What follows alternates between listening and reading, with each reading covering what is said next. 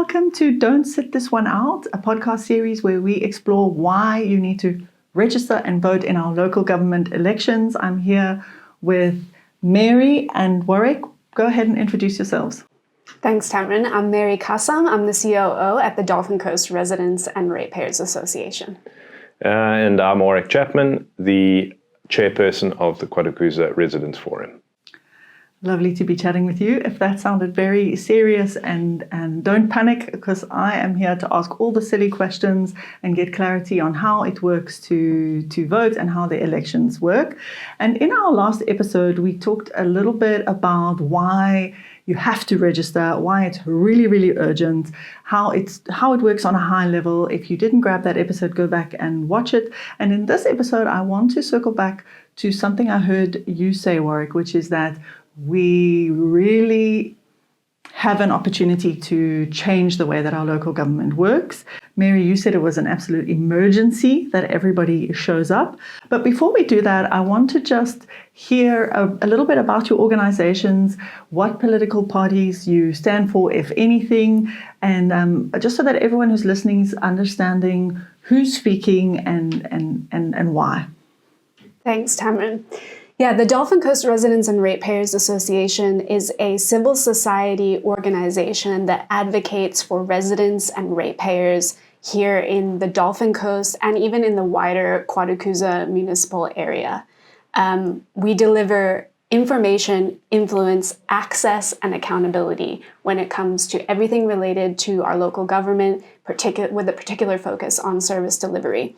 And we have a team of over 40 volunteers that work in a variety of different subcommittees on different topics like the environment, infrastructure, waste and water, electricity, making sure that our municipality is delivering for our residents and that we preserve this beautiful place, the North Coast, that we all love and call home.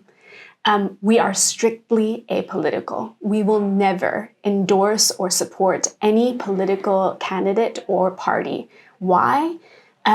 Because we need to be able to hold our politicians and appointed officials to account.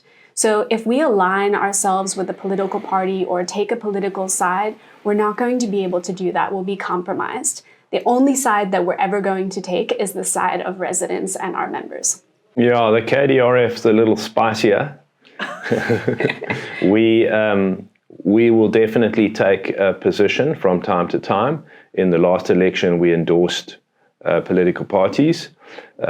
We'll probably do so again in this election. I have a history in politics. I spent 12 years in some shape or form in the Democratic Alliance, but I'm no longer a member of any political organization, and I haven't been for going on 10 years now. And what is KDRF? The KwaDukuza Residents Forum is a collection of WhatsApp groups with several thousand members across the length and breadth of KwaDukuza, and a small board of directors who pick issues, drive those issues, communicate on those issues, and help to apply pressure where appropriate and necessary. But I think importantly, we work very closely with DOCRRA and with other civil society organizations in the municipality under the umbrella of something we called KDRF, the KwaDukuza Organized Ratepayers Alliance. So the KDRF is one of the participants in KDRF. And Mary mentioned subcommittees. I, for example, serve on the electricity subcommittee at DOCRRA. So even though I'm not an office bearer at DOCRRA, I participate at DOCRRA. But here today, I represent the KwaDukuza Residents Forum. I think it's important that we clarify that, because you can't talk about politics without talking about political parties.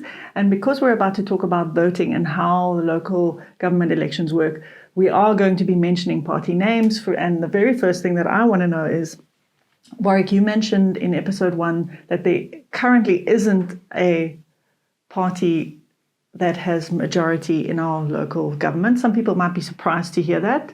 That might be part of the reason why someone might think, oh, there's no point in voting, like everything's cast in stone, nothing will ever change. And if you have that idea, I think this episode is going to be really useful to listen to, because I'm going to ask the obvious question that might seem like the stupid question, but what is our current government in this neighborhood, in this municipality? So there's 59 seats on the council. Whoever has 30 seats controls the council. You need 50% plus one of the seats. So as of 2021, for the first time in our democracy, the ANC no longer had 50% plus one. They were short of one seat, and as a result of a by-election in the last 2 years, they're now short of 2 seats. And that was 2021? 2021. With a voter turnout of what percent? It was extremely low. It was 32.5% of eligible residents that turned out to vote in that election, which is just shockingly poor. Okay, but this picture becomes very interesting, because already we got into a situation where we didn't have a majority government with a very, very low turnout. So tell us more. So I think it's really important to understand how improving that turnout can change the picture. If we take the 2021 election turnout, which is indicative of the kind of poor participation that we see in a local government election, and we apply to that the changing trends in voter choice and preference that we saw in the 2024 election. So we take the turnout from 21 and we take the kind of choices that were made in 2024's election, and we simulate the 2026 election. The result is that there will be an ANC, DA, and other parties coalition government, with the ANC ever so slightly bigger than the DA by one seat. And because they are the biggest party by one seat, the ANC will get to choose the mayor in the municipality. Now, to show you just how much impact a few people turning up to vote can make, if in just one out of the 30 wards in this municipality, we'll pick Ballito, Ward 6. Now, Ballito's turnout in the last election was shocking. How much? Can you remember? It was below 50%. It was 46% in Ballito in Ward 6. So, and its peers were in the 60s. Okay, so it was really poor. Quite a difference. So if the only thing that happened in this simulation that we're talking about is that Ward 6 went from 46 to 70. It went from nearly the worst performing in the municipality on turnout to number one. If that's the only thing that changed, the DA would be the biggest political party and the mayor would be chosen by the Democratic Alliance rather than the ANC. Now, I'm not giving that example because I'm expressing a particular choice. I'm showing that example to say that if only one thing changes, is that turnout in one ward only goes from 46 to 70. Nothing else in the municipality changes at all. Every other vote stays exactly the same. It flips the equation completely because that ward happens to be a DA stronghold. Wow, that's surprising.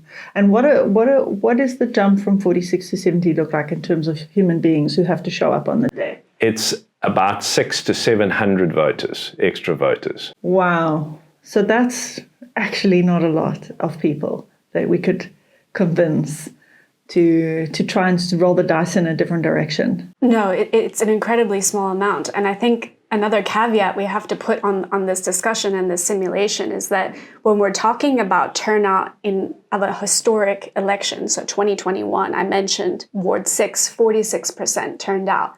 That's 46% of registered voters. Wow. That is not 46% of voting age residents. Wow. So the time to register and increase the total pool of registered residents that could turn out and contribute towards making a choice about what government we're going to have moving forward could be much larger if we were to get organized and mobilize as a community. And registration's never been easier. You go onto the elections website, you can register for the first time on the website, and you can update your registration. And updating your registration is absolutely essential if you are registered somewhere else in the country or in another municipality or in another part of this municipality, because in local government elections, you have to be registered where you live and where you're going to vote. So if you go to the wrong voting station on election day, you're not going to be allowed to vote.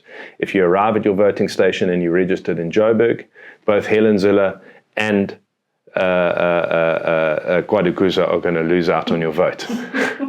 Because unless you get on an airplane and fly to Joburg, because you have to vote where you're registered.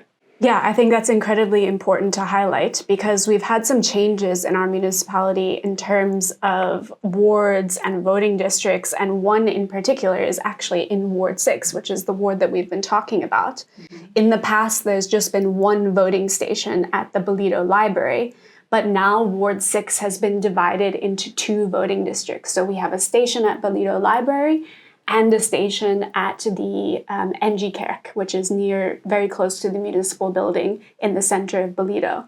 So if you're not sure whether you're falling into the new voting district, go onto the IEC website, go to the voting station finder, which we'll link in the description box below, type in your address or drop a pin on the map of where your house is, and it will immediately tell you which of those 2 districts you fall into and where you should be registered. And then if you need to, you can update your registration as necessary. So you're saying, you're telling us how we need to register to vote, but if you're listening and you're thinking, well, why I'm not convinced yet that I actually am going to vote, I want to jump into a little bit of detail now around how coalition governments work and why it truly does give you an opportunity to have a different experience of your local government. How does it work, Warwick? So in order to get anything to happen in a municipality, any kind of high-level decision or anything like that, you need a majority of those 59 seats to vote for it. So if you want to pass a budget, if you want to employ a new municipal manager, or if you want to vote to take out a loan to finance something, the council has to support that, which means a majority of the present and voting members of that council has to vote it through. So a coalition basically says, if the 3 of our political organizations won enough votes for us to put together a majority, we put some kind of agreement together. The biggest party typically gets to choose the mayor, but not always. Sometimes the coalition is only possible if we include one little party, and that one little party's condition is, I want to be the mayor. And that's happened. I mean, in Johannesburg, that's happened over the last couple of years. The mayor in Joburg has come from a one-seat party,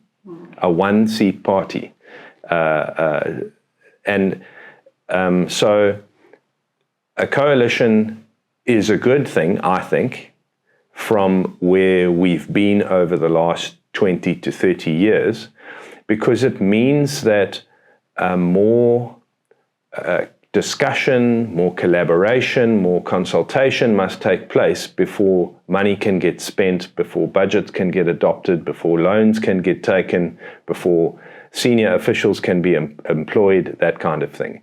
And so it might slow things down a bit, but it hopefully goes a long way to cleaning things up.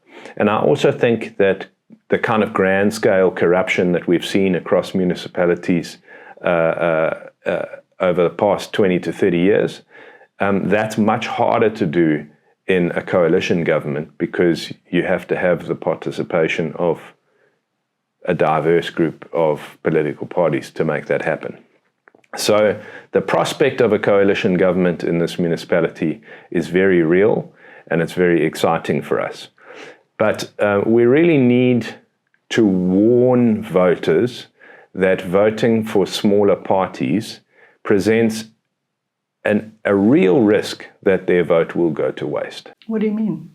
So, this is controversial. especially the smaller political parties. They don't like this message being put out there. And, you can be accused of being anti-democratic when you say this sort of thing. But I'm just talking about the nuts and bolts here. When the votes get counted, there are scenarios where individual political parties do not get enough votes to get a seat, and those votes literally get thrown away. So if you take the total number of votes cast and you divide it by the number of seats in the municipality, that's how many votes you need to get in order to win a seat.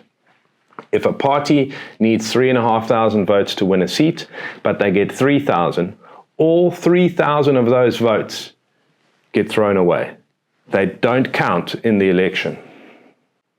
I think another really important point on that same vein about stability and about wasted votes to make is that even when a small party gets one seat in council, it can be incredibly destabilizing in a coalition environment. So Warwick already mentioned that in 2021, the party with the most seats in council still needed to co-opt an additional councillor to be able to make up their majority. They needed one vote to be able to have that majority. And it's much easier to co-opt support from a councillor that is only has a single seat for their party in council to make up that majority. So although we don't have a political preference as an organization, we definitely be on board with the message that put your vote behind a larger party so that we can have a stable coalition and a stable council, because that is really the most likely outcome that we're going to see. So that's just being realistic about what we think is going to happen in 2026. Well, you can also think of it from the perspective as the language you've used before. We are DOCRRA, we are KDRF, we're civil society. We're on this side of the table. The municipality is on that side of the table. Who is on that side of the table? Is it a ramshackle coalition of 7 different organizations, a hot mess that we have to deal with, or is it 3 or 4? Substantial political organizations that are going to produce a stable, workable coalition that we can collaborate with. And I think there's, over the past couple of years, and DOCRRA really need to be credited for this, there's a very healthy, collaborative effort that is taking place between the municipality and civil society community in order to get things turned around and fixed. And we want to be able to work with the people on the other side of the table and not have them distracted by the minutiae of kingmakers and one-person political parties holding a coalition hostage. Okay, I'm following what you guys are saying, but I do want to speak it back to you in a way that you can tell me I've understood it right or wrong. So when you say council, you're literally talking about a bunch of people who sit and vote on something. The Knights of the Round Table. Sitting in a room, and Exactly. there's important stuff that impact us, like Yep. how much money is going to get spent on whatever we need, fixing a pothole, whatever, a list of stuff that's impacting my everyday life and my ability to get up and drive around and do my shopping and look after my kids. Okay, They're sitting in a room, and each person gets a vote, and that person is associated with a party. And if there's one person who's not associated with the bigger parties, they get to decide who they're gonna join up with, and they can really make things quite risky. Is that what you're saying? So let's say that the decision on the table is who's going to be the mayor. Yeah. That's one of the votes that the council will have to make. And let's say that the coalition has 29 seats, and they need just one more seat in order to elect someone as the mayor. Now they have to go and find a willing participant. They go to party A, it's the biggest party. They say no, they're not interested in supporting the coalition. They go to party B, it's got 4 seats. They say no, they're not interested in supporting the coalition. Then there's 3 one-seat parties, and they start going to them. And the first one says, well, sure, I'll support the coalition as long as I'm the mayor. Right. And they will say, the coalition doesn't agree with that, so that's not going to happen. Then the second one says, okay, I don't need to be the mayor, but I want to be the speaker. The speaker is like the chairman of the council. Mm-hmm. And the speaker has a huge bearing on how well the council functions. So let's say that that's also not acceptable. And then the third one says, okay, sure, I'll compromise. I'll be a committee chairperson. Make me the chairperson of this committee and put me on the executive committee, which means I get a pay bump. Mm-hmm. Okay, deal. Great. We've got a coalition. Mayor gets elected. Everything's going well. The next week, that one councillor says, I've changed my mind. I want to be the mayor now. Chaos, instability, distraction. We're trying to talk about getting electricity fixed or potholes filled or water sorted out, and we can't get the focus of the politicians because they're now all worried about their coalition falling apart. Right, and these kinds of negotiations are completely normal. That's how it all works, and you want to eliminate that kind of risk, which you're calling instability. We want the major parties in the coalition to have 55%. There's no need for co-opting people who could change their positions. Important things you mentioned was the role of the speaker in terms of a coalition. You said they're like the chairman. I like to call the speaker the gatekeeper of council because really they decide for a large part what is going to be on the agenda. So what items are going to be considered and voted on in a council sitting. And there are times where certain items may be ignored because it's a controversial topic or it's a topic that speaker may not want to go into or have a decision on. But they also control how the council meeting is run, whether the standing rules are adhered to and maintaining order and making sure that things are run efficiently and that the people who are elected to make these decisions are moving through the important issues and making clear resolutions and giving clear instructions to our administrators. So this role of the speaker and the mayor, obviously, are very important. And the composition of council, which is what you are voting for when you're voting in the local government election, those 3 votes that we've spoken about, is incredibly important in determining that balance of power. You want a mayor who sets the tone, who sets the vision, the principles, who's got a backbone, who can stand up in front of people, who can put his foot down or her foot down and hold a decision. That you want that to be the mayor. The speaker, you want to be a technocrat, someone who can look at a long list of very specific rules about how things should be done and apply them properly during what could be a very heated and difficult meeting. The speaker is also responsible for discipline. So if a councillor is involved in corruption or something like that, it's the speaker's job to make sure that discipline happens, that if necessary, that councillor gets suspended or terminated or whatever. So if you've got a speaker who's weak and ineffective, then also discipline goes out the window. And again, you end up in a chaos situation where instead of focusing on getting stuff done and fixing stuff, there's a hot mess on the other side of the table. So my big takeaway is that these roles are going to be filled whether I go out and vote or not. So I might as well have a say on who gets these different roles and which party and which person has a seat there. And our big invitation is that you check that you're registered and make sure that you register so that this group of people, the council, are elected with a little bit of your own say. Absolutely. Is there a closing comment that you want to leave for anyone who's listened to us talk through how it all works? I just want to say that election day is one day every 5 years where you get to decide who is going to be in charge of the part of government that has the most direct impact on our lives, local government. It's one day every 5 years.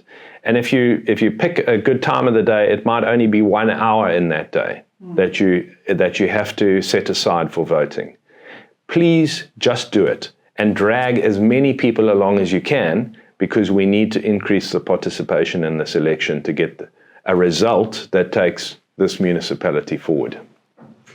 They say, I can't remember whose quote this is, but they say the definition of insanity is doing the same thing over and over again and expecting a different result. Yeah. Here in KwaDukuza and across South Africa, participation in local government elections has been declining. That is the trend. So we've been turning the volume down on our voices now for many, many election cycles. If we want things to change, we have got to turn the volume way up and treat this as a non-negotiable community emergency, as I've mentioned before. We are not just voting for an individual ward councillor to represent us in our little neighborhood. Your 3 votes are going to be determining the balance of power in council, which parties are going to have a say in determining who are filling the leadership roles like the mayor and the speaker, and ultimately how the council is going to function and what will happen for you on the ground. So go ahead and put any questions and comments you have below. We're going to be paying attention. We'll make sure that we weave them into any future episodes.